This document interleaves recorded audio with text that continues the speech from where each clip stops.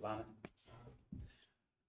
Fala, meus amigos, a paz de Cristo para todos os irmãos que nos acompanham nesta manhã, que estão chegando para mais um episódio do Fala de Não podcast. É um prazer, nesta manhã de sábado, entrar ao vivo aqui com vocês para mais uma edição deste projeto que vem para estabelecer uma conversa, interagir com os irmãos sobre fé, superação, sobre ministério. E eu agradeço desde já a sua audiência, peço que você se inscreva no canal, ative as notificações, compartilhe o link deste conteúdo, afinal de contas, é um conteúdo para abençoar vidas, sempre com convidados especiais.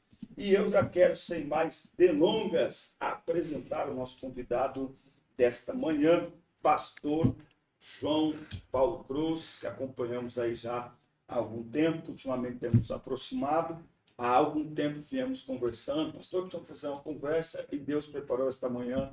Pastor, já quero agradecer sua disponibilidade e microfones abertos aí para suas considerações iniciais. Fala, Denão, uma alegria enorme participar desse projeto, podcast com você, para uma conversa que eu tenho certeza que será edificante para aqueles que acompanham o seu trabalho. E eu quero, primeiramente, parabenizar você pela iniciativa, por ser uma voz para os adolescentes desse Brasil. Enfim, é uma alegria, um privilégio estar com você na manhã desse dia. Eu que sou presenteado na manhã desse dia. Ô, pastor, nós estamos aqui pegando os links e compartilhando nas redes sociais, e você pode fazer isso também, tá? Pega o link da transmissão, compartilha, vou compartilhar aqui no nosso Instagram, nos stories aqui do Instagram, compartilha aí também, tá? Pastor, quero passar as suas mãos aqui, antes da gente iniciar a nossa conversa, o nosso livro, O Propósito é Maior que a Sua Dor. É um livro que o Senhor nos permitiu escrever, é uma mensagem que o Senhor nos permitiu escrever. Espero que seja bênção aí para a vida. Só pelo título eu acredito que vai ser maravilhoso. Muito, muito bacana. O propósito é maior que a sua dor. Inclusive eu indico a todos aí. Estava desejoso para chegar esse dia, né? Chegou, tá aqui. Chegou. Bora, deixa eu colocar o link aqui. Pastor, eu sempre tenho procurado trazer as pessoas aqui. Esse é o terceiro episódio. Estive aqui Felipe Lopes, depois pastor Bisnaga. E o senhor, a gente tem visto o senhor ultimamente ainda mais, né? Sempre ativo nas redes sociais, sempre postando vídeos, sempre pregando, viajando. Mas eu gosto de começar a história um pouquinho. Então, quem é o pastor João Paulo Cruz? Conta um pouquinho do passado, Lá da atrás. história. Eu tenho uma origem no Paraná, né? Sou paranaense de origem, vim do interior do Paraná.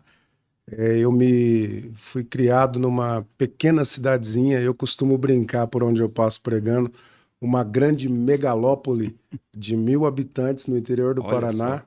uma cidadezinha por nome de Herculândia, e de lá sai o pastor João Paulo Cruz. Trabalhei desde muito cedo na lavoura, meus pais trabalhavam no arroz. Então, com 13 anos de idade, o Senhor me tira do Paraná e me traz para a Americana, aonde eu comecei a viver todo um processo de mudanças radicais, né? Mas só para entender, família crente?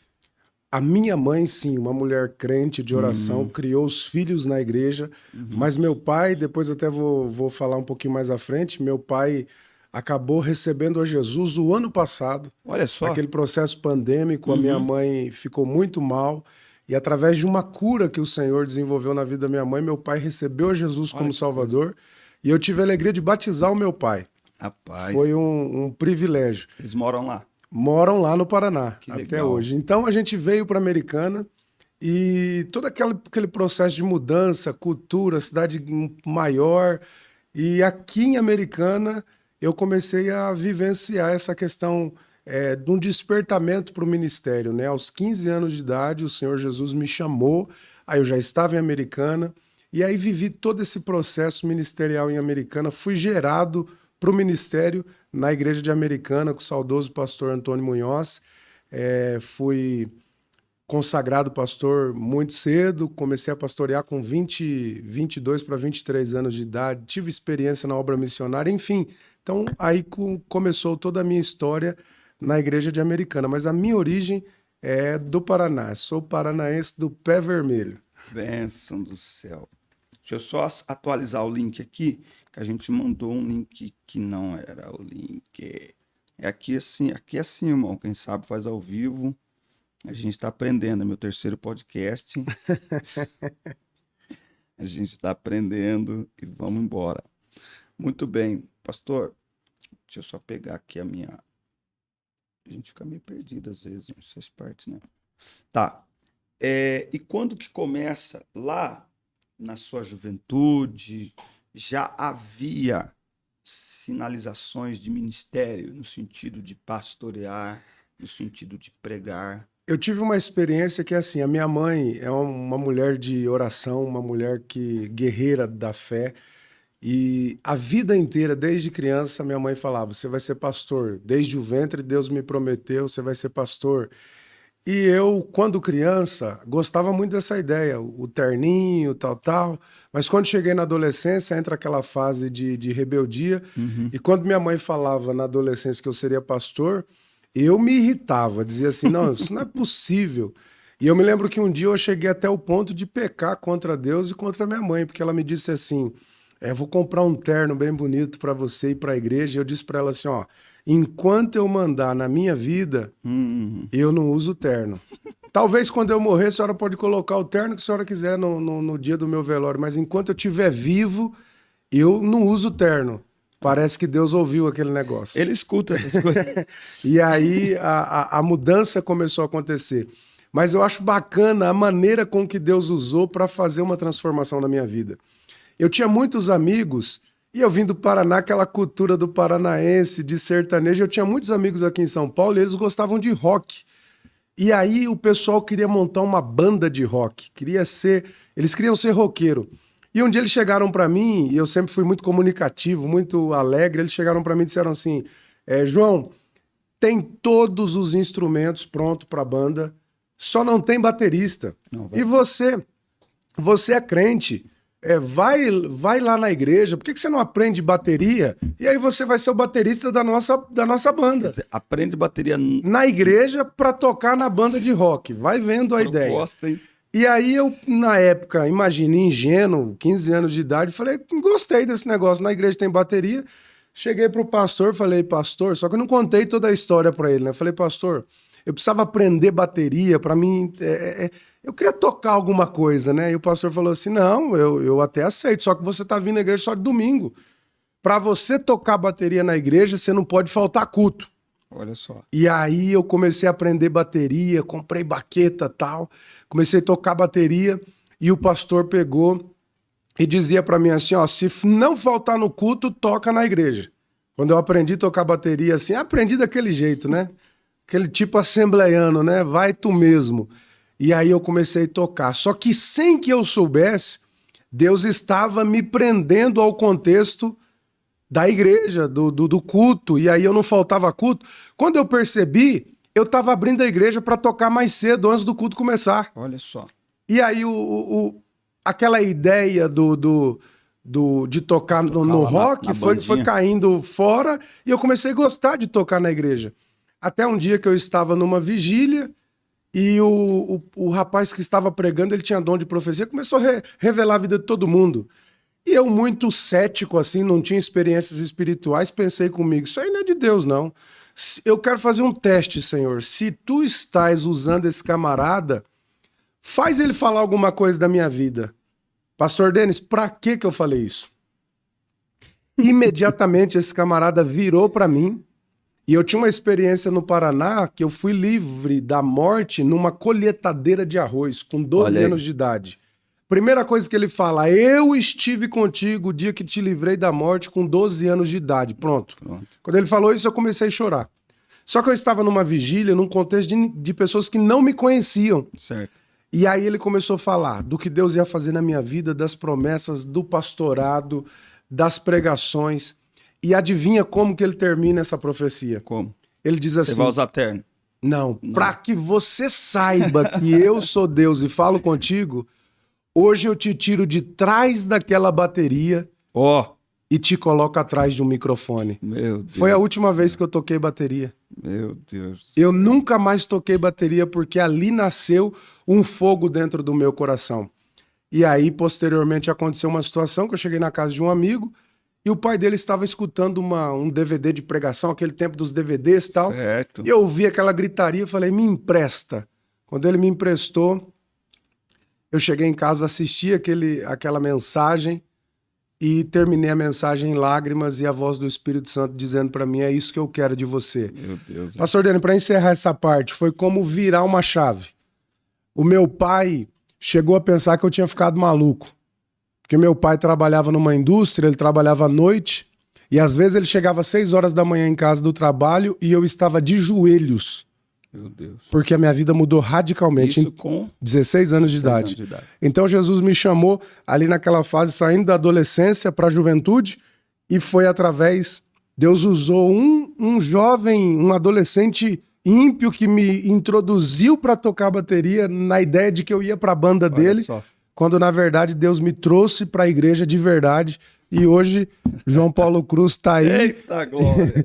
E Deus usou um adolescente que não conhecia. Testemunho poderoso, hein? Ó, a gente continua aqui, só lembrando que nós temos aqui, como apoiadores do nosso podcast, a telefone ou @tel3fone. Tudo que você precisar, acessórios, capinha, troca de película e assistência técnica especializada, fala com meu amigo Júnior, @tel3fone, e venda de aparelhos com preços especiais também.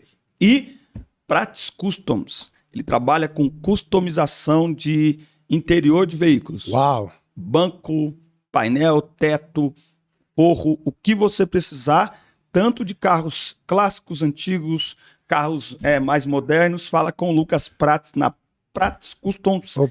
Ele tem algo para quem especial. Tem criança e o menininho tá sujando o banco, vou colocar couro. Isso, banco em couro. Isso aí. Maravilha. Pastor, e é isso, né? Conhecer essa pessoa, conhecer a história, isso é fantástico, isso é maravilhoso. A partir daí o senhor já começa a pregar. Comecei a pregar. Eu tenho uma história bacana. Desculpa, eu não sei se eu estou equivocado, mas o senhor deve ter mais ou menos a minha idade, né? Não.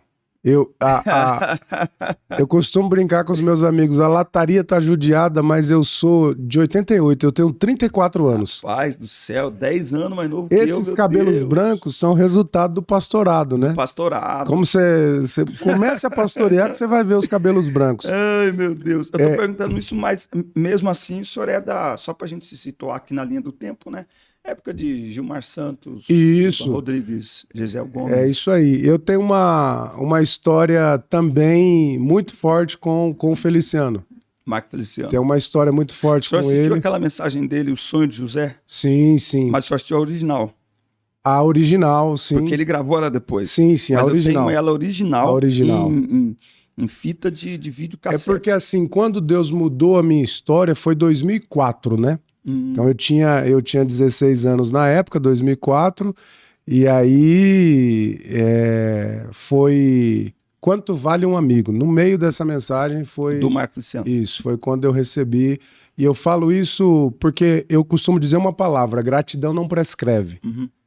Então, se Deus usa alguém para transformar a sua história, essa gratidão é eterna. Sim. Independente de qualquer coisa, sim, a gente precisa exercer essa gratidão.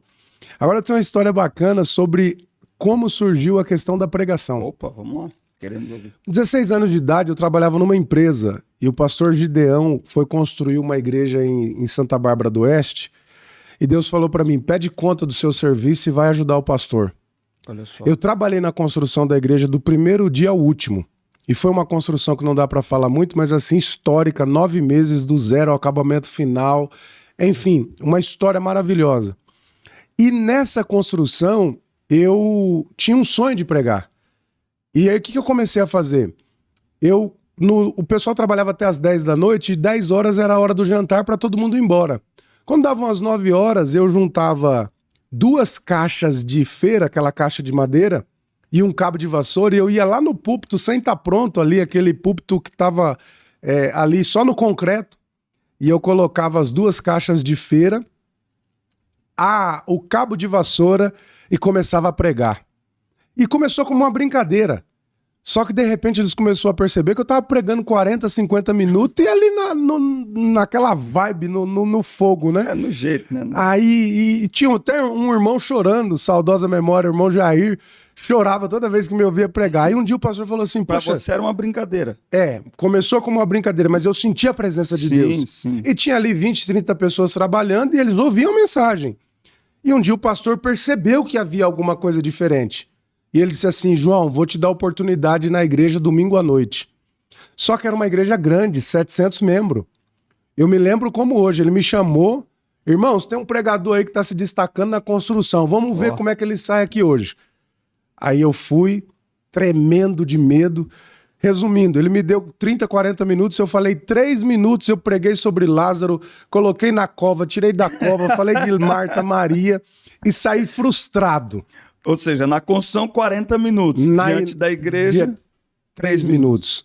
Aquilo era uma decepção enorme, porque tipo assim, que chamada eu tenho? Só que quando terminou a construção, o pastor, rapidinho pra gente concluir essa parte, o pastor falou assim, Deus falou comigo. Ele reuniu todo mundo que trabalhou na construção e eu era o único jovem adolescente que eu trabalhava no meio dos adultos. Sem faltar, um dia ele falou assim, ó, quem quiser alguma coisa de Deus, pede hoje. Porque Deus me falou que quem não tem casa vai ter casa, quem não tem carro vai ter carro. O que você quer de Deus? Ele colocou todo mundo num círculo e ora. Aí eu lembro que eu ajoelhei e comecei a chorar e disse assim, Deus, meu pai não é crente.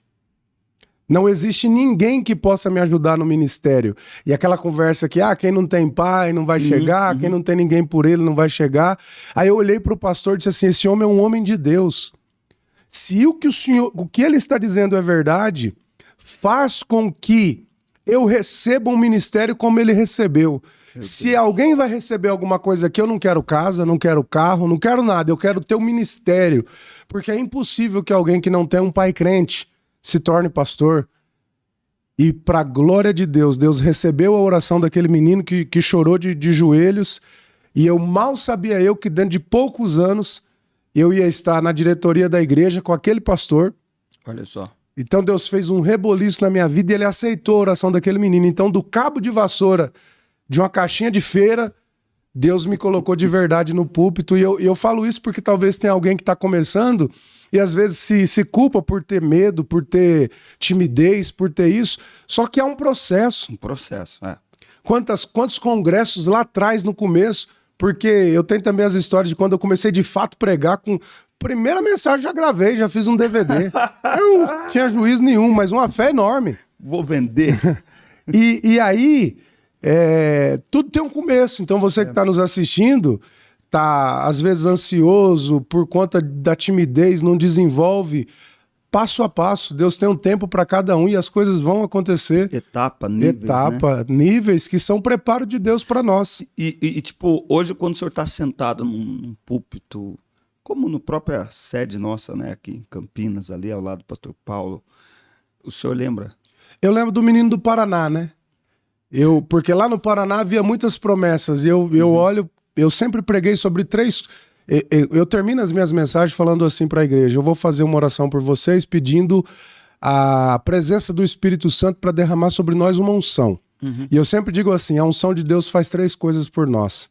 Fazer quem nós jamais seríamos, chegar onde jamais chegaríamos e ter o que jamais teríamos. O que tem de gente na igreja que fala em mistério, pula, roda no manto. Mas e o que você é fora da igreja? Porque a unção de Deus ela vem para nos capacitar. Então, precisa haver uma diferença. Ser quem jamais seria. Porque não importa se é dentro da igreja ou se é no âmbito corporativo, você será um representante de Deus aonde você chegar. Qualquer lugar. Então você se tornar alguém que você jamais seria sem a ajuda de Deus. É Deus que vai te fazer chegar. Chegar onde você jamais chegaria. Quando eu chego hoje na Europa, algum país do mundo, eu me lembro do garoto do arroz do Paraná, eu falo, cara, não era pra mim estar aqui. Meu Deus. Eu só estou aqui por causa de uma unção que me trouxe aqui. Não é porque eu sou melhor, porque eu não posso nada. Mas a unção faz você chegar e ter. Eita glória, hein? Anotou aí? Pega, ó. Se fosse você, eu pegava aí para anotar, porque é forte. A unção faz você Ser, chegar e ter. Meu Deus do céu. Ó, nos acompanhando aqui, aqui direto, irmã Sueli dos Santos, pastor Diogo Torres, não sei se o senhor conhece. Amigão, gente boa demais, de Sumaré. Pode trazer ele aqui, não pode? Pode trazer. O Diogo uma pessoa que às vezes eu vejo ali a rede social dele e eu como pastor, muitos anos pastoreando, às vezes eu tenho um sentimento, eu tenho que fazer mais pelo Diogo. O Diogo é um cara crente, um cara dedicado e aproveitando o Diogo, eu vou dizer algo que é muito importante para quem está nos ouvindo. Eu tinha um pastor que dizia assim, a questão não é talento, a questão é oportunidade. Tem muita gente boa sem oportunidade. Tem. Então o que faz a diferença muitas vezes não é o talento, é a oportunidade. Porque nem sempre quem tem a oportunidade tem o talento. Então tem uma galera aí no anonimato que poderia estar galgando níveis maiores e às vezes você vê uma pessoa que está aí na fama, descompromissado com família, descompromissado com a moral. E eu sempre digo, Deus, a questão é a oportunidade. Só que tem um probleminha. Foi Jesus que disse assim para Pedro, eu edificarei a minha igreja, as portas do inferno não prevalecerão contra ela, só que ele diz assim, eis que eu te dou a chave do reino dos céus, o que você ligar tá ligado, a administração do sagrado está com os homens. Quem dá a oportunidade, alguém diz assim, mas eu vou vencer só com a ajuda de Deus. Infelizmente não é verdade. Funciona. Deus colocou o ministério na mão dos homens, e os homens precisarão reconhecer. E às vezes existem pessoas que estão sofrendo com essa questão do reconhecimento. E como que a gente faz, já que o senhor entrou nesse assunto? Por quê? Por exemplo, eu fui para o presbitério agora, dia 10 de julho do ano passado. E é muito comum a gente escutar pessoas falando assim, mas você ainda é diácono? Quando eu fui para o presbitério, eu cheguei em casa e peguei as 2 credenciais. A do menino de 14 anos, lá em Piracicaba, quando eu fui como cooperador pelo pastor Irineu. Que legal, você foi de Piracicaba. Isso. Na verdade, eu vim de lá. De lá. Meus irmãos moram lá. Eu prego direto na igreja lá da onde que eu legal. vim. Esses dias eu preguei no Congresso dos Adolescentes. Uma honra, hein? Olha como que Deus trabalha. Eu preguei no Congresso de Adolescentes lá e eu terminei a mensagem, o tema era Escolhidos. Eu terminei a mensagem contando a minha linha do tempo. Eu falei para eles, eu saí daqui, tá vendo ali, ó? Aí eu apontei os meus amigos daquela época que estão lá na igreja hoje. Que legal. Alguns obreiros, pastores, a secretária da igreja. Tá vendo essa turma aqui? A idade de vocês, nós estava tudo aqui. Que Foi legal. aqui que Jesus me batizou com o Espírito Santo. Foi aqui que eu conheci a minha esposa. Que legal. Eu fui contando. Aí ontem eu estava em casa. A irmã que lidera os adolescentes na igreja, que hoje é uma congregação, mas quando eu estava lá era sede, no Jardim das Flores, me chamou para pregar lá no congresso deles, agora em junho. Que legal. No lugar onde eu preguei no primeiro congresso de crianças, eu cheguei para pregar, nunca vou esquecer, Isaías 43, inspirado pelo Gilmar Santos, abri o texto. Meu Deus. E na hora que eu dei o ronco, operando Deus, quem impedirá? Quando eu fiz esse rá, a luz do bairro apagou inteira. A igreja ficou aquele breu. E eu com o microfone na mão, não tinha o que fazer. Aí Jesus começou a batizar a criançada com o Espírito Santo. Que legal. Eu vou voltar nessa igreja. Que bacana. Agora. Então, eu estou dizendo isso para dizer o seguinte. O senhor entrou numa questão aí ministerial muito importante. Muita gente tem chamada, né? Na verdade, todo crente tem, né? Ninguém foi chamado para ser um prego, ser um objeto. Somos chamados para produzir no reino. Como lidar com isso? Como esperar esse tempo? O primeiro ponto é escolher os caminhos certos, né? Porque muita gente também tem o talento, mas às vezes desenvolve uma postura errada. E o ministério é muito sensível. Os pastores são muito sensíveis a observar a questão, se a pessoa está alinhada com a visão e tudo mais. Eu me lembro que eu era cooperador por 8 anos, 6 anos, e quando eu fui consagrado ao presbitério, na verdade eu ia para o diaconato. E aí eu comecei a orar, falei, Senhor, eu já sou diácono. E eu tinha convicção da minha chamada. Eu já sou diácono. E eu me lembro que eu comecei a orar de madrugada dizendo, Deus, muda o coração do pastor. E um dia ele me chamou na sede e disse assim, ó, pensando bem. Aí ele passou o corretivo assim no xizinho lá do diácono e falou, você vai pro presbitério. Então eu não fui diácono, eu fui pro presbitério. E 1 ano depois eu fui evangelista e 1 ano depois eu fui a pastor. Então a minha história eu acho bonito, bacana, mas eu sei que não é a realidade de todos. E não significa que as pessoas que não estão nessa condição não tenham chamada de Deus. Sim. Paulo, quando escreve a primeira carta a Timóteo, ele começa falando para Timóteo, no capítulo 1, sobre aqueles que desenvolveram naufrágio na fé. E se você ler o contexto, porque eles rejeitaram a paternidade espiritual, porque Paulo apresenta Timóteo como filho, a você, meu amado filho na fé, alguém que foi gerado nas entranhas do ministério. Só que a grande questão é, tudo bem, Timóteo é filho na fé de Paulo, mas como eu vou ser filho de alguém que não quer ser meu pai? Porque a paternidade é assim, algum filho foi gerado pela vontade dele? Não, o filho é gerado pela vontade dos pais, ainda que involuntário, foi um acidente, mas você consentiu naquilo. Então, como que eu vou ser filho de alguém que não quer ser meu pai? Eu costumo dizer que hoje temos muito Timóteo para pouco Paulo. Então tem muita gente sem pai, porque uma coisa é ter pastor, outra coisa é ter um pai.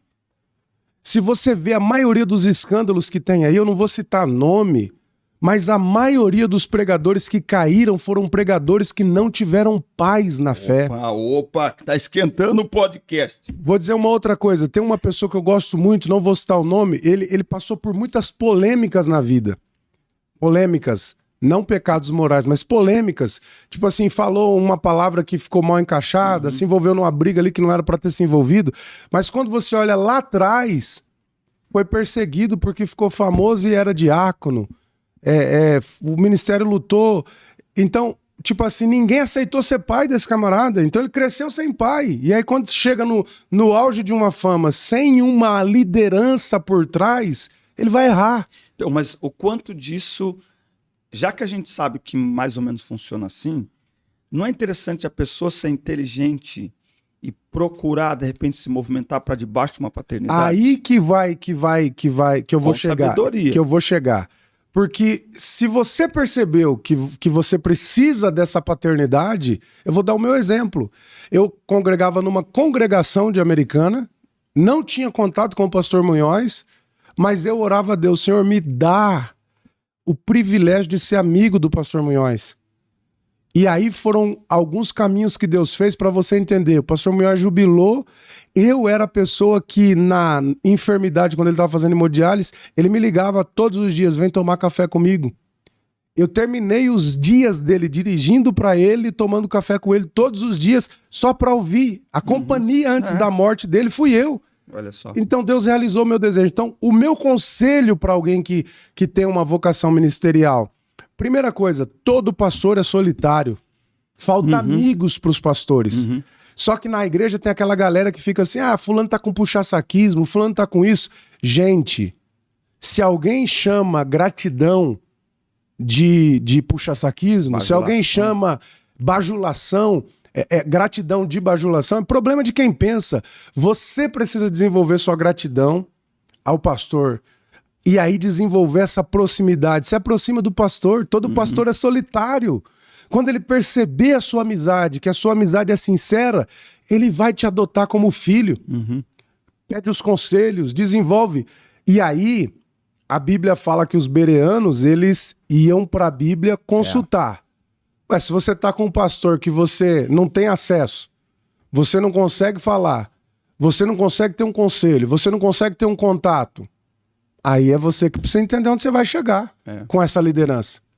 Então, eu acho que todo pastor que está iniciando, que tem chamada de pastor, mas ainda é um cooperador, precisa ter um pai. Quem é o teu pai? Quem é o teu mentor? Quem está por trás de você? Isso é necessário. Eu tenho duas pessoas. Um é o pastor Bisnaga. O senhor falou de rede social. Um cara sensacional. O senhor falou de rede social. Eu me lembro uma vez, eu postei na rede social assim, vou fazer um curso para noivos. Cara, eu acabei de postar ele. Denis, a sede tem curso para noivo. Você é doido? Mentoria, tira isso aí. Tirei. meu pastor, pastor Enio. Pastor Enio, tô há 2 anos com ele.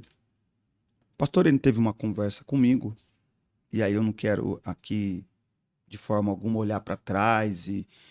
os outros pastores não fizeram, porque eu acho que com cada pastor você aprende uma coisa. Mas o pastor Enio teve uma conversa comigo e eu falei para ele.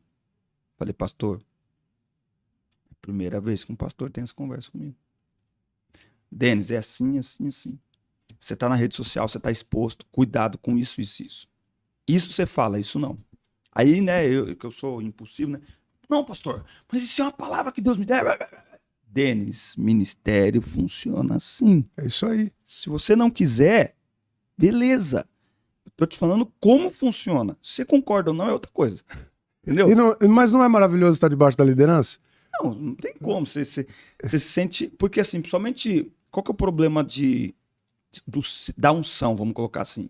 É verdade que o pastor é solitário, mas a unção, ela tem um negócio. A unção, ela faz, às vezes, as pessoas se afastar da gente também. Claro. As pessoas olham pra gente sim, e acho que às vezes, não sei se o senhor vive isso, às vezes a pessoa fala assim, você prega em igreja pequena? As pessoas acham que porque você é usado por Deus, as pessoas têm essa imagem que eles já vão se... que às vezes a gente é. E por isso que eu falo que às vezes você tem que ser inteligente pra meio devagarinho se colocar. E tem aquela questão, quando eu falei de solitário, talvez não usei a palavra correta, porque assim, ele está cercado de muitas pessoas. Pastor Bisnaga está assistindo a gente aqui, mandando a paz do Senhor. Um abraço, pastor Bisnaga. O senhor é top. Um abraço. Felipe Lopes. Tá nos assistindo Felipe Lopes, aí é porção dobrada, né? Lopes pai, Lopes filho. Então só pra gente... Mansuelen Jussara tá aqui, Mansara Edvânia, que está num grupo de pregadores nossos, está nos assistindo aqui também. O Arley Assis está aqui também. E Tiago está aqui também, mandando a paz do Senhor. Gente, um abraço. Do Senhor. Obrigado pela audiência aí. Então, ele está cercado de muitas pessoas, mas ele está procurando o Timóteo. Ele quer o Timóteo. O Timóteo é o que aprende, né? É o que aprende, o que é discípulo, o que está junto, o que está perto. E eu, quando fui pastor, pastoreei quase 10 anos, eu procurava o João Paulo Cruz no meio da mocidade. Quem é aquele cara que eu fui para os meus pastores? Mas aí eu vou te provocar. Tem uma coisa que está me incomodando. Mas antes de eu fazer essa provocação, eu vou escrever aqui porque você falou algo aí e eu quero pegar aquilo ali que o senhor falou. Tem uma meninada, escândalos e tal. E ultimamente eu tenho visto isso. A primeira coisa que eu olho para alguém que estoura na rede social é: quem é o pastor? Quem é o pastor? Quem está por trás? Certo? Então, porque assim, nossa, mas a pessoa postou um clipe aqui no YouTube, deu 1 milhão de visualização. Eu não sei se é porque, embora eu nunca pastorei uma igreja, mas com o tempo você vai adquirindo uma visão mais pastoral. Eu não olho para 1 milhão de visualização. Eu olho o seguinte: quem é o pastor? Por quê? Parece que para alguns, até comentei aqui com o Felipe Lopes, parece que algumas gravadoras se tornaram igrejas. Então, tipo assim, congrega onde? Não, é da Todá. Não, irmão, congrega onde? Toma ceia onde? Toma ceia onde? Quem é o pastor? E aí você tem uma turma bem jovem, principalmente ultimamente, não sei se o senhor percebeu. Dá um medo terrível. Bem jovem, com 13, 14 anos, com uma voz bonita que explode em 30 dias, sai do anonimato e chega lá em cima, mas apenas como uma visão empresarial e de negócios. Só que, irmão, isso aqui é ambiente espiritual. Lá na frente a gente vê os escândalos porque não houve uma base. Não houve raiz. Não houve raiz. Esses dias eu estava ouvindo a Gabriela Rocha, aquele hino, a sua voz me atraiu. Isso, que ela lançou agora. Cara, eu chorei tanto. Adivinha qual foi a oração que eu fiz quando eu comecei a chorar? Senhor, guarda essa moça. Sim. Guarda a unção dessa moça. Sim. Para que ela continue abençoando pessoas, porque dá medo, a gente tá vendo tanta coisa. Mas eu diria que entre todos estes que saíram de programas e tal, a Gabriela é a única, hein? Tá aí há mais de 10 anos. Há mais de 10 anos. E continua, né? Continua naquela graça, naquela unção. O que eu tenho assustado é uma meninada muito boa, amém. Mas que é um pouco do que o senhor falou também. Que se você percorrer as nossas igrejas, a gente tem uma meninada que, Só não tá na gravadora, mas pelo amor de Deus. Em Americana, a gente tinha uma realidade, o pastor Cláudio não aceitava a gente chamar cantores. Ele dizia, pastor, mas o cantor fulano de tal, ele dizia assim, a nossa meninada aqui canta bem, tem unção. Canta demais. Agora eu vou dizer algo que aconteceu comigo. Recebi um convite para dar um encontro de casais, para ministrar um encontro de casais em uma cidade. Aí todas as minhas agendas, eu chegava para o pastor Cláudio, né? Hoje eu congrego em Campinas com o pastor Paulo, a mesma coisa, eu envio para o pastor Paulo a minha agenda, enfim. Pastor Cláudio, eu vou ministrar um encontro de casais na cidade tal. Ele fez uma pergunta para mim, quantos anos de casado você tem? Aí eu disse assim, pastor, tenho 10. Ele disse assim para mim, então ainda não está na hora. Olha só. Para ensinar, precisa ensinar com autoridade. E a autoridade é? A experiência de vida. Como é que eu falo sobre o Espírito Santo se eu não sou batizado? Como é que eu falo sobre casamento se eu tenho 3 meses de casado? Então a gente está tendo hoje uma espécie de mestre para tudo. Você entra na rede social, tá todo mundo ensinando, mas com que autoridade? E aí tem 2 coisas. A autoridade é vida e a autoridade é delegada. Ou não? Sim, autoridade é delegada. E às vezes o pastor está lá se matando na igreja para ensinar, o jovem não quer ouvir. Aí ele liga num cara que está lá na internet, que não tem nada contra, eu também falo na internet. Mas a prioridade é o seu pastor. Sim. Tá alinhado com o que o seu pastor ensina? Inclusive, eu ainda hoje devo gravar um vídeo. O senhor tem TikTok? Tenho. O senhor percebeu no TikTok uma onda de perfis falando contra Deus? Contra Deus, contra a igreja, contra a fé? Eu não percebo porque eu não são ateus. Eu tenho uma dificuldade. Eu, às vezes, posto e saio. Não, eu também. Mas, ultimamente, eu tenho olhado isso. Jovens, muito bem articulados, palavrinhas fáceis, não são ateus. Eles são contra Deus. Então, eles estão lá falando contra a Bíblia. Não, porque Deus é ruim. Se Deus fosse bom, não deixava acontecer. Papapá. E essa semana, inclusive, escutando o da Gabriela Rocha, me atraiu ontem. O Espírito Santo falou assim para mim, a presença que você atrai é aquela que você procura. Isso aí. Então tem uma turma que ele tá no TikTok 2, 3 horas escutando isso aí depois fala assim, pastor, perdi a fé. Ué, claro que você perdeu a fé, cara. Você tá escutando gente que não tem nada a ver com Deus. Isso aí. E por que nós temos que estar no TikTok? Opa! Porque um dia um pregador chegou na igreja, estava para pregar também num evento, aí o pregador chegou e falou contra o TikTok. E aí fala, você que fica lá no TikTok, uma rede que só tem porcaria. Na hora, eu comentei com um amigo do lado assim, esse rapaz precisa entender de algoritmo. Isso. Porque o algoritmo entrega o que você procura. Você procura. Para mim não aparece porcaria. Exato. É tipo assim, se ele entendeu, mas só aparece coisa, vamos dizer assim, questões de ordem sensual. Mas o que tá te atraindo? A pessoa tá procurando. Então, o problema não tá no TikTok não, amigão. O problema tá no que o algoritmo entendeu que você gosta. Ele tá colocando o que você gosta. Manda o que você procura. Então, eu no TikTok tô recebendo coisa boa. O pastor acabou de citar aqui o exemplo de o que você tá assistindo. Quando você não dá atenção, ele percebeu que você não gosta. Vai aparecer coisa bacana. Cuidado. Pastor, o senhor falou aí do encontro de casais. Eu lembrei de um negócio que há uns 10 anos atrás, um amigo meu viu eu pregando, tal, tinha uma gráfica. Vou te dar um presente. Aí depois de um dia me ligou. Vem aqui que eu tenho um presente. Aí me entregou uma caixinha com 1000 cartões de visitas. 1000 cartões de visita. E eu tinha passado o meu contato para ele. O WhatsApp acho que não estava em alta, nem tinha na época, parece.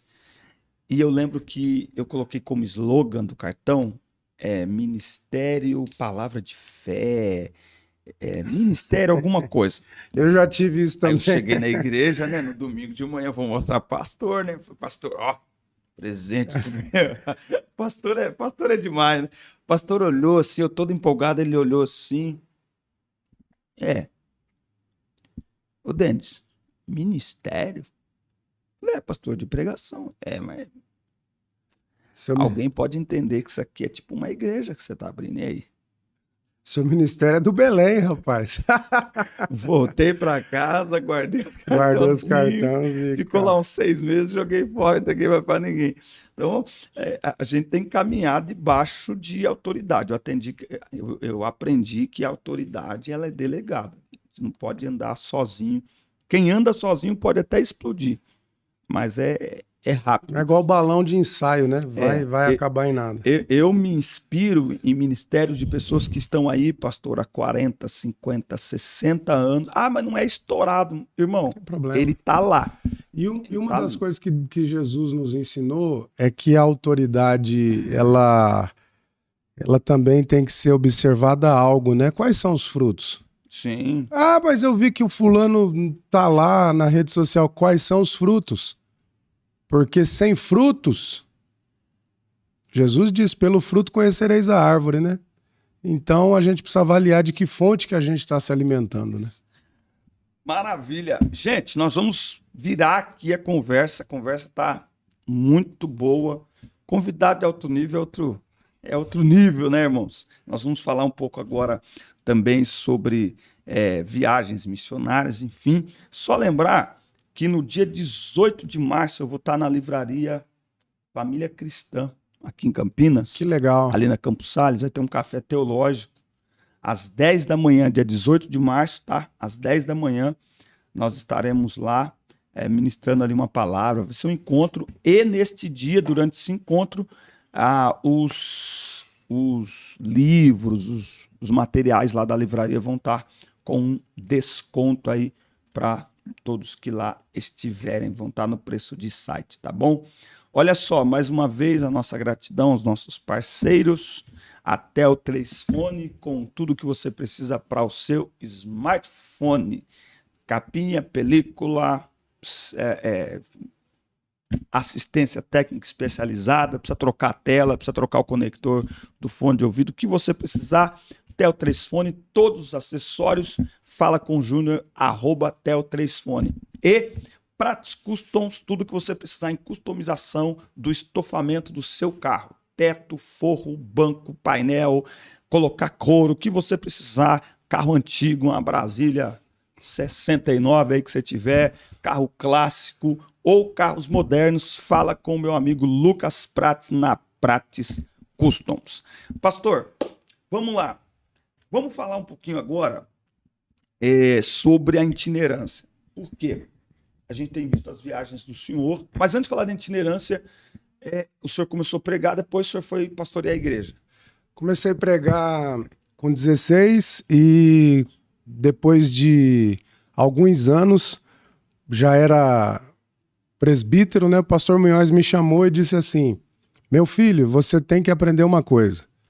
Todo pregador precisa ter experiência pastoral, para ele entender, porque muda a mensagem. Uhum. Quando você nunca pastoreia, no teu caso é diferente porque você está perto dos pastores, está desenvolvendo uma experiência, querendo ou não. Mas a gente percebe que as pessoas que não têm experiência pastoral, ele prega uma mensagem que não coopera com o trabalho do pastor. Uhum. Quantas vezes eu encontrei pregador que a pessoa está lá dando trabalho para o pastor, isso já aconteceu na igreja que eu era pastor. O pior crente no sentido, não existe pior nem melhor, mas no sentido assim, o camarada que dá mais trabalho para mim, que mais é rebelde, que mais fomenta a contenda na igreja. Aí vem um pregador, chama todo mundo para frente e diz assim, irmã, que a irmãzinha começou a chorar ali, demonstra, Deus está dizendo que é contigo. Aí o pastor fala assim na hora, é contigo como? Pô, então eu tô doido, né? Não é contigo nada, porque vai incitar a pessoa a continuar naquela postura. Isso. Então, é importante para as pessoas que pregam ter uma experiência pastoral. Se não vai pastorear, cola no pastor para pegar os conhecimentos, a experiência. E o pastor Munhoz disse assim para mim assim, se você for só pregador, você vai cuidar da rocinha, ele usou essa expressão, você vai cuidar da rocinha de todo mundo. E quando você ficar velho, quem vai cuidar de você? Uhum. Quando você trabalha com uma igreja, você trabalha na seara. Quando você chegar na idade, alguém vai cuidar de você. Porque ele dizia assim pra mim, ninguém quer pregador velho. Ele falou, mostra aí um pregador velho que tá na mídia. Aí eu disse assim pra ele, pastor, o Gilvan tá na mídia. Ele falou, mas só tem ele. Põe 10 aí, velhos, famosos. Você não encontra, porque parece que depois de um certo tempo você vai ficando pelo caminho. Então é por isso que a gente percebe que a maioria dos pastores que estouraram no Brasil, depois eles foram pra veia pastoral. Por quê? Eles estão pensando no fim. Como vai ser o fim se eles não tiverem alguém para cuidar deles? Né? Então o pastor Munhoz me chamou para pastorear, mas o pastorado começou assim. Eu trabalhava numa empresa, eu era representante comercial, por gentileza, eu era representante comercial, e nessa representação comercial que eu tinha, que eu trabalhava, um dia eu tive uma visão. Eu, na verdade, estava inquieto com aquela situação e eu tive uma visão. Na visão que eu tinha, pastor Denis, eu entrava dentro da sala do gerente e o gerente estava de costa. E de repente ele abria uma mesa assim, e quando eu entrava ele colocava a mesa, a folha em cima da mesa e dizia assim para mim assim, você assina aqui. Essa foi a visão, assina aqui.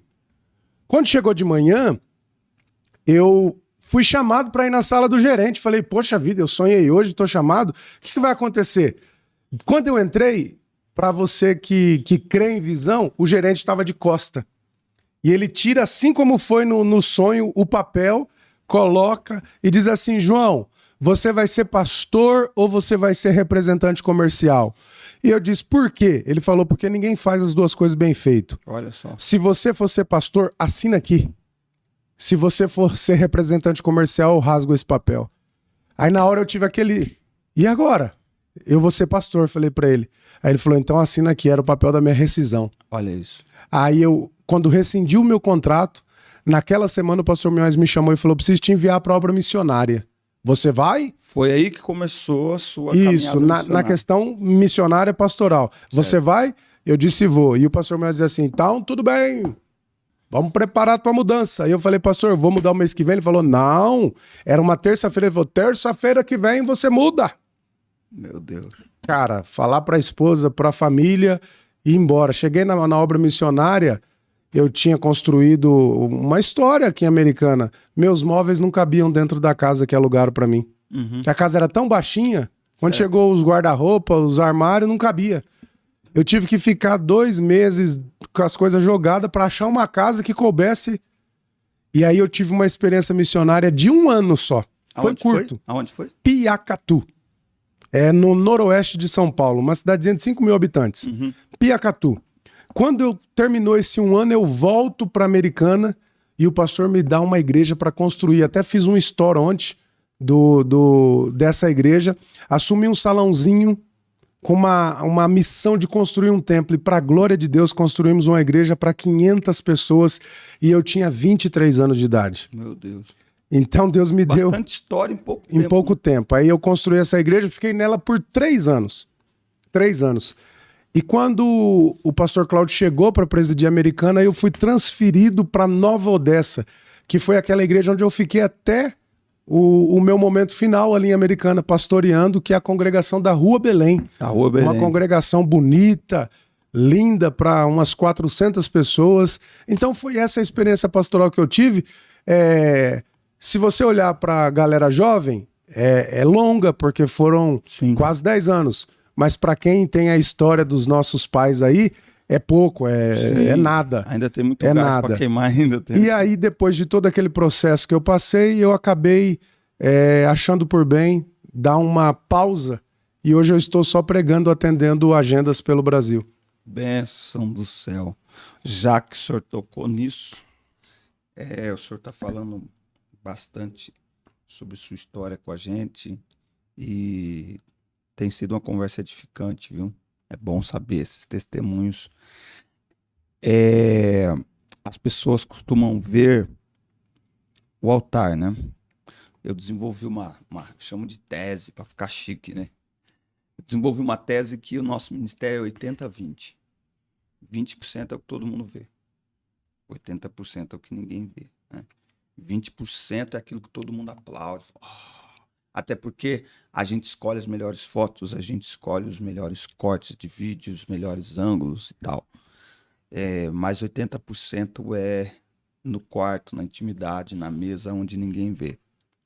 Em toda essa história ministerial, pastor, qual foi o momento mais difícil que o senhor viveu? Eu vou começar respondendo, falando uma frase minha que eu já apanhei muito por causa dela, mas eu vou falar ela. Pastorear é sofrer, porque o sofrimento é inerente à vida humana. Uhum. É impossível pastorear sem sofrer e é impossível pastorear sem amar. E aí um dia um pastor disse assim, eu não acredito que pastorear é alegria. Mostra a vida de Paulo, a vida dos homens sérios e encontre a alegria é Cristo, mas o externo da realidade do mundo é de sofrimento. Uhum. Então é impossível você desatrelar o sofrimento da vida pastoral. E é por isso que muitas pessoas não têm coragem da vida pastoral por conta do sofrimento.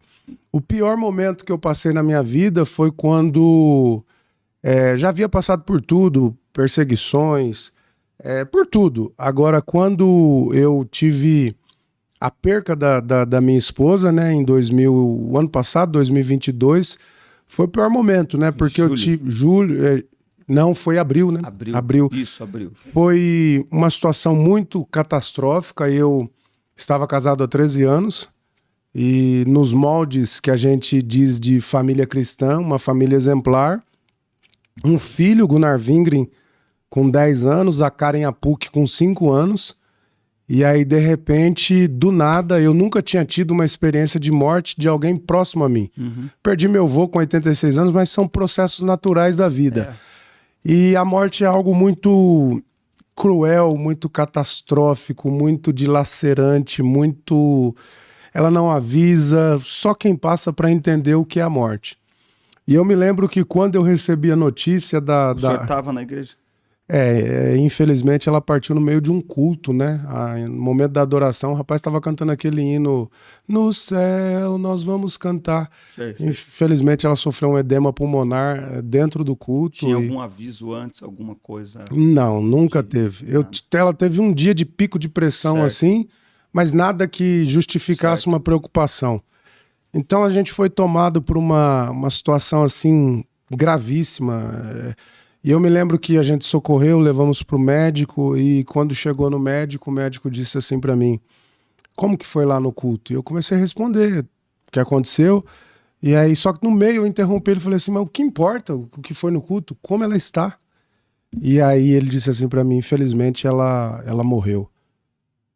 Cara, quando eu recebi essa notícia, eu meio que caiu meu mundo, né? Perdeu meu chão. Eu lembro que eu estava saindo do Belenzinho. Saí no corredor do hospital para não falar na frente do médico e eu já pedi perdão a Deus por isso, mas eu comecei a dizer assim, Senhor, o que o Senhor fez comigo? Uhum. O Senhor acabou com a minha vida. O que o Senhor fez comigo? Eu passei a ser o pior momento da minha vida. Eu olhava para os meus filhos e falei, o que eu vou fazer com essas crianças? O que eu vou fazer para cuidar dessas crianças? Porque o luto, ele precisa ser elaborado, ele tem fases. Então, tem gente que supera com 1 ano, com 2 anos, com 3 anos. Supera, mas a convivência dessa dor, ela é para sempre. Para sempre. E imagina para os meus filhos, o dia do casamento, o dia da formatura. E isso é uma batalha constante. Cada 10 dias meu filho tem uma crise, eu tenho que ir lá, passar a noite conversando com ele, consolar. Vamos embora, vamos seguir em frente. Só que na pandemia eu tive uma visitação de Deus, porque eu perdi meu co-pastor com 42 anos de idade e eu pedi para Deus uma palavra. E Deus disse assim para mim, a maior demonstração de amor que você pode dar para alguém é seguir em frente. Sim. Quando acontece tudo aquilo, nos primeiros dias eu estava no chão. Aí eu me lembro que um dia eu estava no quarto e Deus começou a usar meu filho para me levantar. Meu filho entrou dentro do quarto, o quarto fechado, e ele disse assim para mim, pai, eu fazia live diariamente, não sei se você lembra, eu fazia live diariamente, ele falou, pai, o senhor não pode se entregar. Meu filho com 10 anos, Gunnar Wingren, o senhor não pode se entregar. O senhor tem a Karen, o senhor tem que seguir em frente. Sai desse quarto. levanta a tua cabeça, dá a volta por cima. Quando foi 5 dias depois, ele voltou no quarto, eu estava na mesma situação. Eu disse, pai, o senhor vai voltar a fazer live quando? Os irmãos da live precisam da mensagem que o senhor prega. Olha só. E eu acabei vivendo algo que eu nunca achei que eu fosse viver, porque eu sempre fui um cara muito forte, personalidade forte, eu sempre ajudei as pessoas, eu sempre aconselhei, eu sempre fui aquele pastor, tipo assim, presente na vida das pessoas. E de repente eu me peguei no fundo do poço, com crise de ansiedade, com depressão. A crise de ansiedade ela é tão terrível que eu entendi a ansiedade de uma maneira errada. A gente lê aquele texto da carta de Pedro, lançando sobre ele toda a nossa ansiedade, a gente relaciona a ansiedade aos anseios da vida. Mas a ansiedade como doença, ela vai muito mais além. Eu comecei a sentir formigamento no braço, dores no peito, pressão alta. Então a série de enfermidades que eu não tinha veio.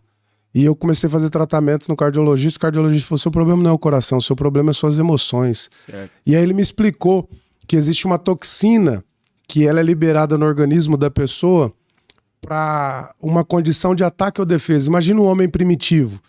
Ele está diante de um leão. Aí o corpo vai liberar uma toxina para dar a ele condição de atacar o leão ou fugir do leão. Certo. Quando você entra num estágio de ansiedade, o seu corpo fica liberando essa toxina o tempo todo, 24 horas por dia. E aí imagina um eletrodoméstico que ele é 110 e ele está conectado no 220. Ele, vai acontecer o que com ele? Ele vai pifar. E eu cheguei no fundo do poço. Quando eu cheguei no fundo do poço, eu estava não perdendo a minha fé, mas assim, eu estava me sentindo um lixo de pessoa. Eu ia para a igreja, olhava as pessoas com a família. Ainda pastoreando. E pastoreando, só que no púlpito da igreja, não é que eu fingia, eu dirigia como se nada tivesse acontecendo, mas eu dirigia com pressão alta. Sim. Por várias vezes, eu ainda fiquei 6 meses pastoreando. Por várias vezes eu saí do culto sem nenhum membro saber, direto pro hospital. Porque eu tava infartando. Isso, pastor, um pouco pela visão que se tem de que o pastor deve manter a pose. Então, porque na verdade assim, a gente é muito criticado. Se você sorri, mas já tá sorrindo. Se você chora, ainda tá chorando. Se você levanta, mas já levantou. A questão não existe uma cartilha do que se fazer. Então quem nunca viveu não tem o direito de criticar, porque você não sabe a realidade que é. Sim. É absurdo. Sim. E aí eu chegava na igreja, quando eu via, por exemplo, um pai com os filhos, cara, eu me destruía, não de inveja. O que eu vou fazer com os meus filhos? E aí eu tive que fazer várias reflexões. E nas reflexões que eu tive que fazer, eu comecei a fazer uma reflexão. O que vai ser do meu ministério? Eu estou me entregando, eu estou no fundo do poço. O que vai ser da minha vida?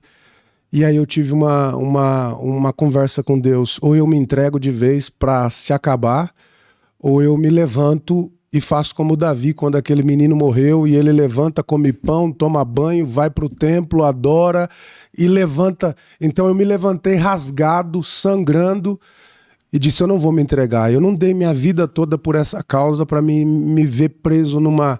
Tô tomando remédio até hoje, mas não vou me entregar. Eu vou me arrastando, mas vou. Aí foi quando um dia eu ouvi, um amigo meu me ligou, que é o pastor Bruno, e a gente estava conversando e Deus disse assim, eu ouvi uma voz, você vai casar com a irmã dele. E eu tinha duas questões dentro de mim. A primeira eu não vou falar, mas a segunda eu sempre dizia assim, eu jamais vou casar com alguém que eu conheça. Para que ninguém diga assim, eu jamais vou casar com alguém que eu conheço. Deus vai ter que me apresentar alguém. E essa pessoa que eu casei eu nunca vi na vida. Eu não seguia na rede social. Eu nunca tinha visto o rosto. Era missionária nos Estados Unidos há 25 anos. Ela saiu daqui com 3 anos de idade. Eu nunca vi ela na minha vida. Eu ouvi uma voz, você vai casar com a irmã dele. Aí eu, por 7 dias, lutei contra essa voz. Falei assim, seriamente, tô abrindo o coração. Tô pecando contra a memória da minha esposa, tô pecando contra os meus filhos. Meu Deus, o que eu tô pensando? Só que aquela voz ficava. Você vai casar com a irmã dele. Aí, No 7º dia eu disse assim, se é de Deus, Senhor, eu passei o dia orando, eu vou fazer uma pergunta para essa moça, vou procurar a rede social dela, vou fazer uma pergunta.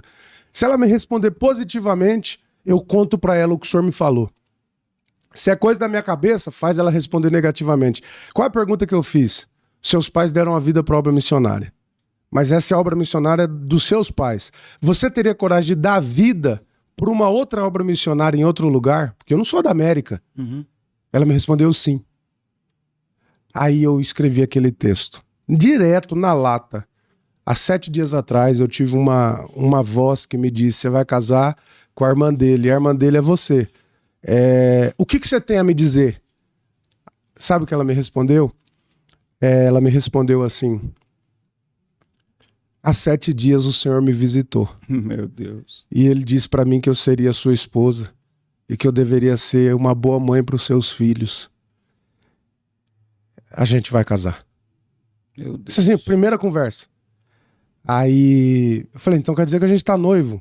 Tá noivo. O que eu fiz? Fui pro gabinete do meu pastor. Pastor, tá acontecendo assim, assim, assim. O que você me diz? Ele diz, eu acho que você tem que casar. Tudo que eu fui aconselhado a fazer, aí entra a questão da liderança. Eu não fiz nada sem orientação. Eu fui amparado por um pai. E aí eu fui, ela veio da América, a gente namorou 11 dias. Olha só. E nos casamos. E o que representa a Bianca para mim hoje? A Bianca representa a restauração. Uhum. Porque Deus me viu no fundo do poço e escolheu ela para cuidar de mim. Então ela que chega na hora de dormir e fala, seu remédio tá aqui. Na hora que eu acordo, seu remédio tá aqui. Eu acordo 5 horas da manhã, falo para a glória de Deus, ela tá de joelho. Pela minha vida, pelos meus filhos, pelo meu ministério. Então Deus colocou alguém do lado que tem sido o amparo para minha caminhada. E aí... 90% das pessoas oraram por mim e me abençoaram. 10% das pessoas me arrebentaram. Só que essas pessoas não sabem o que eu passei. Essas pessoas não sabem o que eu estou passando. E para muitas pessoas eu fui tratado como um adúltero. Engraçado que muita gente troca de mulher em vida e ninguém se escandaliza. Larga dessa, pega essa, faz isso, faz aquilo. Eu sou um homem de Deus. Eu fui viúvo por vontade de mim ou por vontade de Deus? E o que eu fiz de errado? Se a Bíblia diz que você tem que ser fiel até a morte. Agora, seguir em frente é não se entregar. Não significa que esqueceu, não significa... Significa que você não tem como, né? Não, significa que você não respeita o passado, porque quem tem que ajudar os meus filhos sou eu. Sim. Então, tipo assim, o seguir em frente significa assim, ter um propósito. Isso. Propósito é maior que a dor. Você pediu para mim escrever algo para esse livro, eu não tive condições. Sim. Porque eu não estava bem. Sim. Eu não conseguia, eu tentava escrever, não conseguia. Mas por que eu tô aqui hoje falando com você? Mas era para mim estar numa depressão seco, numa cama. E aí, a pergunta que eu faço para mim às vezes é, as pessoas que me criticam, elas queriam eu na cama? Jogado. Destruído? Elas estão incomodadas porque eu estou pregando? Porque eu estou... porque, tipo assim... Porque o meu casamento hoje... Tipo assim, a minha esposa vai levar meus filhos na escola. Às vezes o meu filho chega e coloca lá assim... eu preenchi sobre vocês dois hoje. Tipo assim, a figura nunca vai ser substituída. Sim, não. Jamais. Mas Deus colocou uma amiga do lado dos meus filhos para amá-los. Você tá entendendo? Então é isso que as pessoas, tipo, não querem. Que os meus filhos tenham alguém para cuidar deles. Então, Denis, eu passei a viver um outro lado do ministério que eu nunca tinha vivido. Um intensivão. É uma ingratidão enorme. É tipo assim, eu tô aprendendo com Deus. Eu tinha amigos de uma vida que viraram as costas para mim. Como se eu tivesse feito alguma coisa absurda. Foram dores... Assim, eu passei vários processos. Ou seja, além da dor daquilo...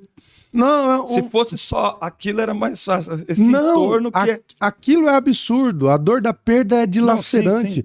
Mas assim, além de tudo, o diabo achou ocasião no coração de muitas pessoas para bater mais. Por quê? Ele tinha um propósito, que era me destruir. Sim. Só que eu encontrei forças nos verdadeiros amigos. Deus, primeiramente, os verdadeiros amigos, mas nos meus pastores. Sim. Pastor José Cláudio Munhoz e pastor Paulo Freire. Por que eu estou em Campinas hoje? Por uma vontade de Deus e uma direção dos meus pastores. Pastor, preciso de um lugar para recomeçar. Um lugar neutro. O pastor falou, é de Deus. E aí entra o pastor Paulo, que sempre foi um pai. O Paulo é formidável. Sempre foi um pai. E aí o pastor Cláudio falou assim, se é o pastor Paulo, eu estou feliz, porque nós estamos na mesma visão. Então hoje eu tenho o pastor Cláudio, que continua sendo amigo, conselheiro, e o pastor Paulo, que dispensa comentário. Todos vocês sabem que um pai, o pastor Bisnaga, esses dias disse assim para mim, vamos resumir o pastor Paulo em uma palavra, pai. Então, Denis, eu tô aqui hoje por causa disso aqui, cara. Quando você me deu esse livro aqui hoje, eu vi minha história escrita aqui. Eu não sei o que tá escrito aqui ainda, mas a minha vida se resume nisso aqui, ó. E se o senhor ler e o senhor quiser fazer algum acréscimo, ainda dá tempo. Ó, o propósito edições da gente é maior que a sua dor. Então, eu tô aqui por causa da ajuda de Deus e pelos meus filhos. Quando eu tomei as minhas decisões, eu não pensei nas pessoas. Eu pensei em Deus, nos meus filhos e no meu ministério. E hoje a minha vida se resume ao quê? Eu já recebi convites para pastorear. Por que eu não aceitei ainda? Porque esse tempo é um tempo de cura. Eu ganhei uma crise de ansiedade, eu ganhei uma série de questões físicas. E esse tempo é um tempo de se reinventar. Sim. E eu tô aí. O que vem pela frente aí? Livro. Tem muita coisa, está saindo um livro Vamos agora. Falar um pouquinho das viagens missionárias, a gente chega aí. Isso, vou só citar um livro que é assim, porque aqui a gente já fecha. Eu estou escrevendo um livro que antes de eu ficar viúvo, eu estava já escrevendo um livro. Só que depois eu parei. Esse livro é sobre Jó. Adivinha o tema? Isso de antes, Deus me deu, Deus tomou.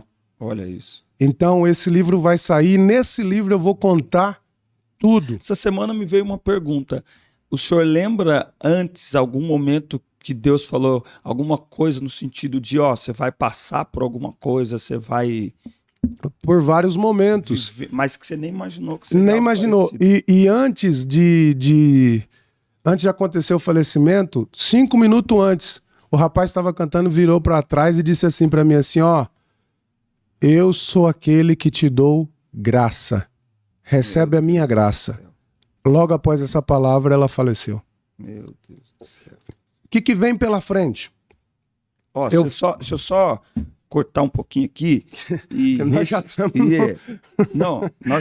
nós estamos perto do fim, mas eu quero agradecer o senhor. Amém. Porque eu lembro que eu estava em São Paulo e a hora que eu saí do Belenzinho, primeira vez que eu preguei lá, a hora que eu saí do Belenzinho, normal, né? Você pegar o celular, que eu abri o Instagram, tomei um susto, falei, louco, falei pra minha esposa, falei, amor... Inconcebível, é uma coisa... E aí, eu quero te agradecer por estar aqui com a gente, por abrir o coração. Vocês viram, quem está assistindo... É a única vez que eu falei sobre isso. Fluiu aqui, o pastor ficou à vontade para falar, e essa é a ideia do podcast, deixar a pessoa à vontade para falar. Obrigado por abrir o coração. Obrigado por mostrar, através do seu testemunho também, a necessidade do pastor se cuidar, né? Porque é fato que o senhor não se entregou, o senhor reuniu um pouquinho de força que o senhor tinha para buscar ajuda, para se colocar debaixo da ajuda. A gente falou de ajuda pastoral, mas pelo que eu percebi, ajuda médica, ajuda profissional. Sim, inclusive eu faço acompanhamento até hoje. Com isso, hoje eu tenho que fazer caminhada, eu corrigi minha alimentação, uma série de coisas. Está saindo um estudo que eu estou preparando agora. Ele é baseado naquela fala de Paulo a Timóteo: tem cuidado de ti mesmo e da doutrina. Nós só cuidamos da doutrina, não cuidamos de nós. Então nós precisamos cuidar da gente também. Primeiro é você, para você estar bem, para cuidar das pessoas. Então, é isso aí. E, tipo assim, eu até me perco aqui, porque é muito complicado, é muito complicado. Só que, assim, para você entender, hoje eu já recebo o testemunho das pessoas que... Sim. Uma outra coisa que as pessoas não sabem é que a maioria das pessoas que passou, que eu conheço que passou pela situação da viuvez, entraram em contato comigo para falar sobre as minhas ações. Um deles me marcou muito. Ele é um rapaz que eu conheço, hoje ele está em Mato Grosso, se eu não me engano, e ele ficou viúvo há 8 anos atrás. Uhum. A esposa dele faleceu com 26 anos de um AVC. E aí ele me ligou dizendo assim, chorando, falou assim, João, parabéns, cara. Você tem pastor, você tomou a decisão correta. Se você casa com 1 ano, vão te criticar, com 5 anos vão te criticar, só que tem um detalhe. Eu tô há 8 anos arrebentado. Uhum. Eu nunca consegui ser feliz.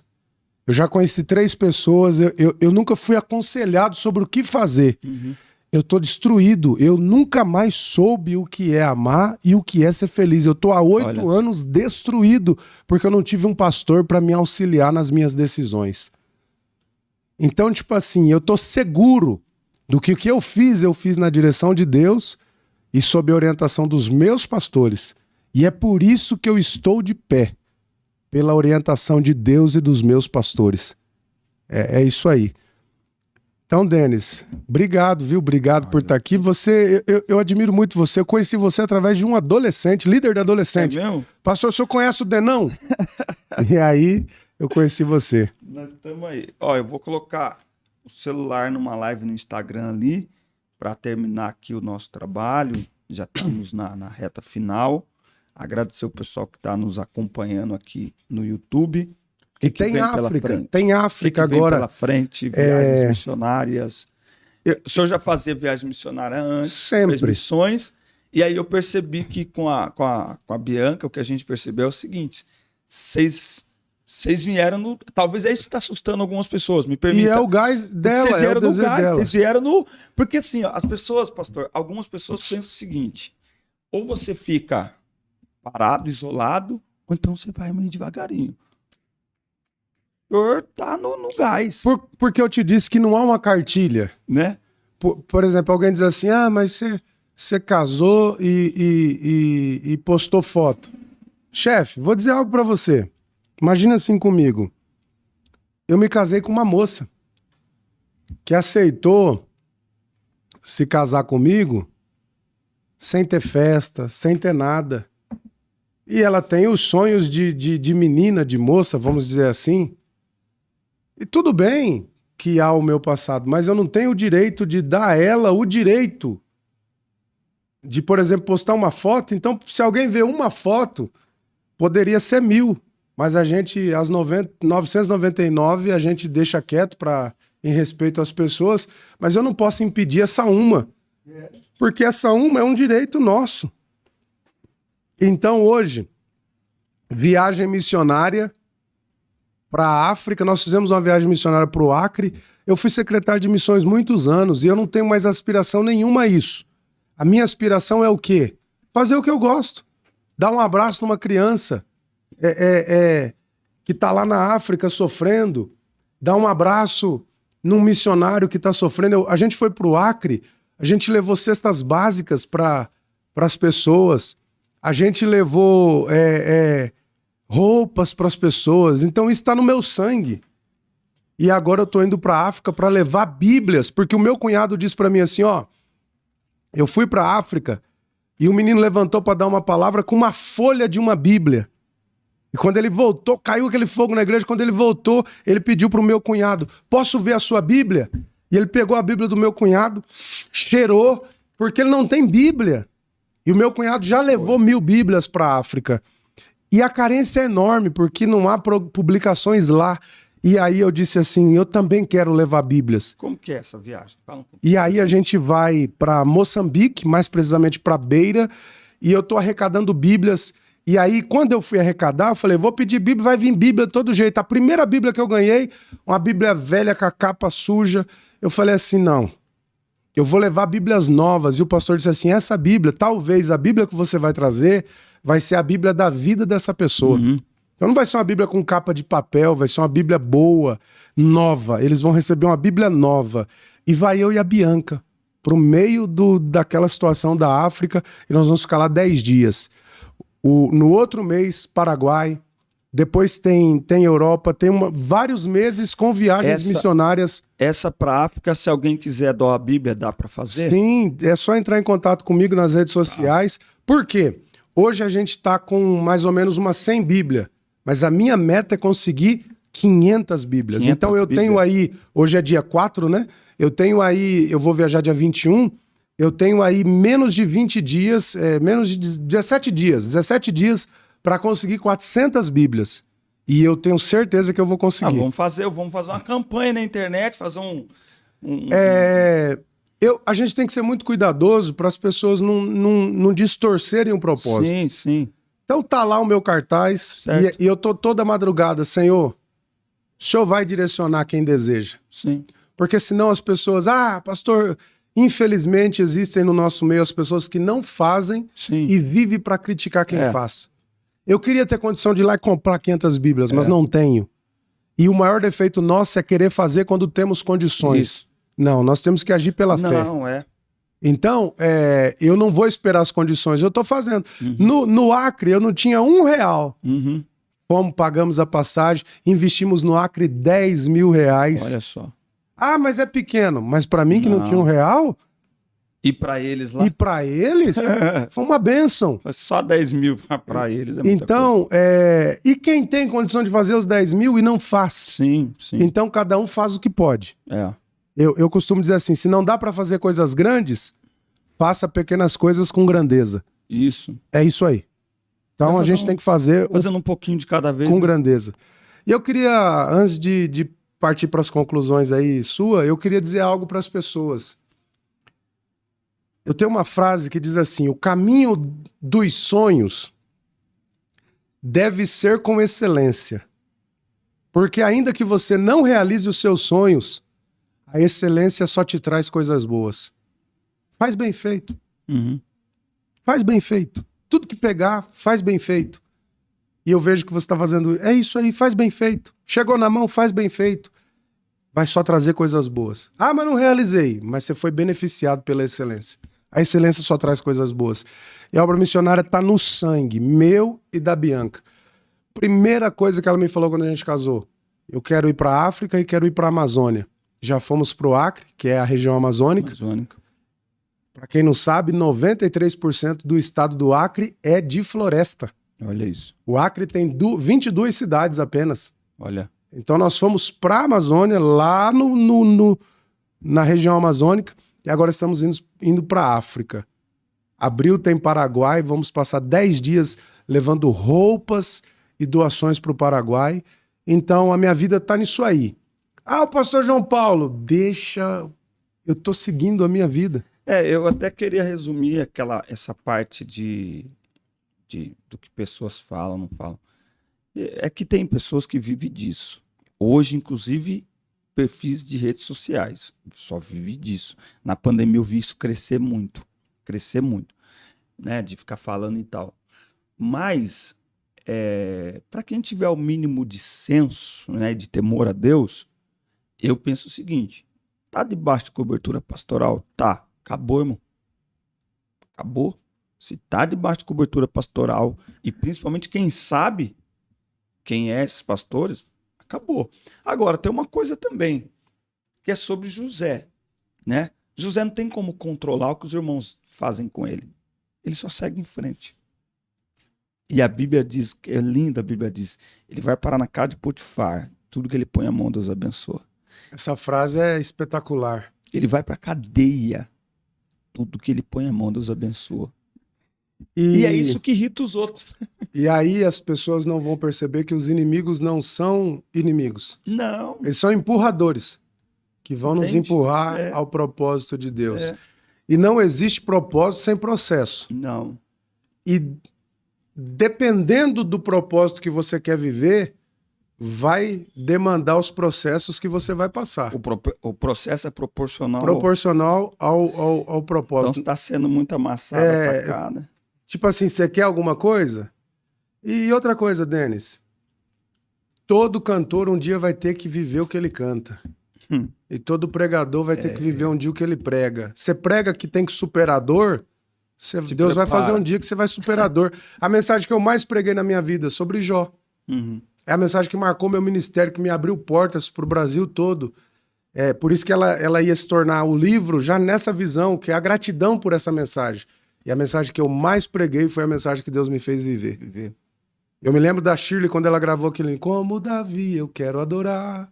Enfim, ela terminou de gravar, a mãe dela faleceu. Adora aí agora, no luto. A Estela fez uma cirurgia nas cordas vocais e teve que ficar 30 dias sem cantar, sem falar, sem sussurrar, nem dentro de casa. Daí surgiu Nada Pode Calar um Adorador.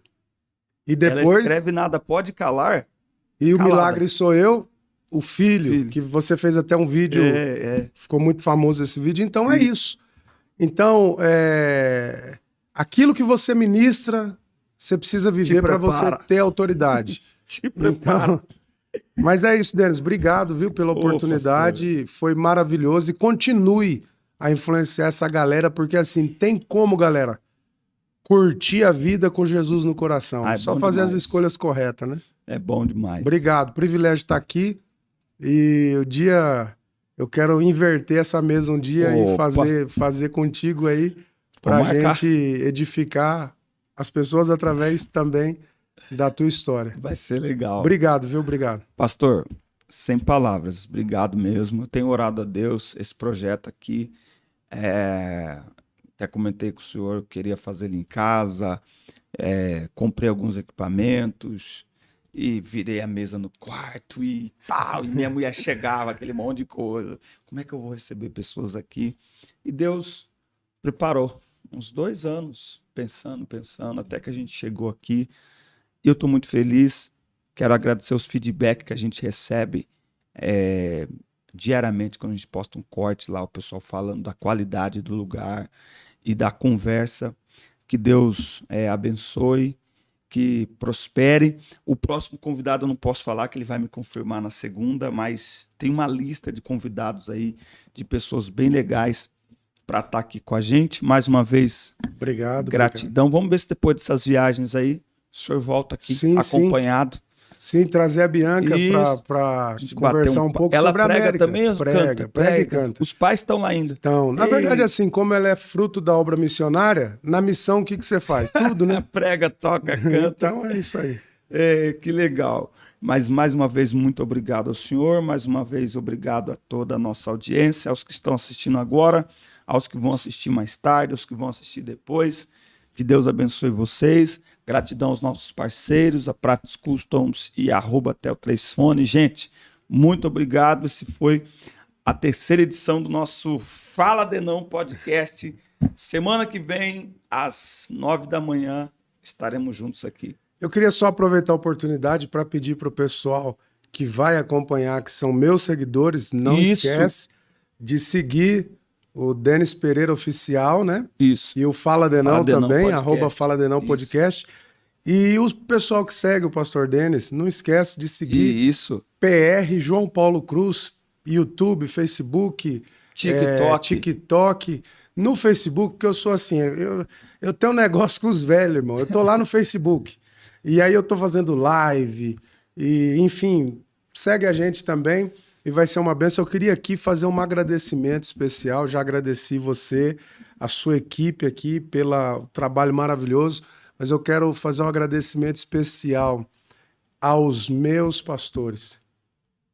Eu não posso sair daqui por essa oportunidade sem dizer o quanto eu sou grato a Deus pela vida do pastor Paulo, pela vida do pastor Cláudio. Até me emociono falar porque